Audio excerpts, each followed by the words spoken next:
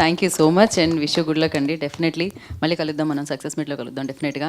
And నా I request Thiruveer గారిని మాట్లాడాల్సిందిగా కోరుకుంటున్నాం. మారుతి గారికి, ఆపరేషన్ రావణ్ టీంకి, మీడియా వాళ్ళందరికీ నమస్కారం. ఓకే, సో పలాస అప్పుడు కూడా మారుతి గారు మాకు సపోర్ట్గా నిలిచారు, ఈరోజు కూడా వచ్చారు. సో పలాసలాగే రక్షిత్కి ఈ సినిమా మంచి పేరు తేవాలని కోరుకుంటున్నాను. అండ్ వెంకట సత్య గారు, మేము స్క్రిప్ట్ రీడింగ్ చేస్తున్నప్పటి నుంచి గమనించాను. ఒకరోజు ఇది చెప్పొచ్చో లేదో, ఈ సినిమాతో నేను భాగం అవ్వాల్సి ఉండింది, కుదరలేదంతే. నరేషన్ ఇచ్చినప్పుడు ఈ సినిమా కథ మొత్తం తెలుసు నాకు కొన్ని ఫేవరెట్ థ్రిల్లర్ ఫిల్మ్స్ ఉంటాయి. అది రాక్షసన్ కానీ, లేకపోతే మర్దాని 2 కానీ, అంజాం పాతిర కానీ.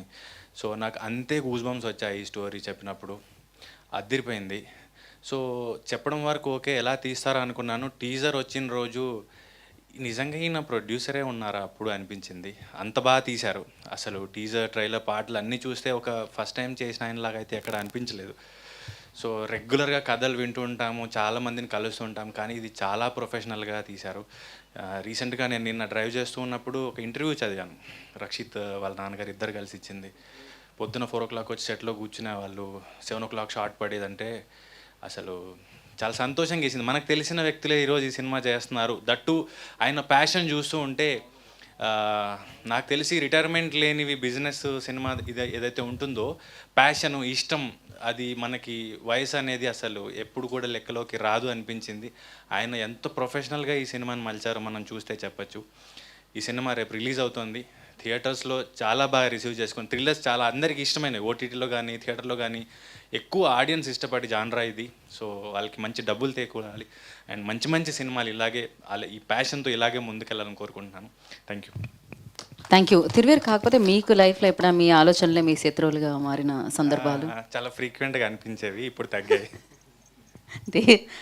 ఓకే, గివప్ ఇచ్చేద్దాం అనుకునేవాడిని, కానీ ఎందుకు ఇవ్వాలి అనిపించిన అని కొంచెం టైం పట్టేది. బట్ ఇవ్వలేదు కాబట్టి ఈరోజు ఇక్కడికి వచ్చాను. ఓకే, వా, డెఫినెట్లీ ఇంత మంచి యాక్టర్.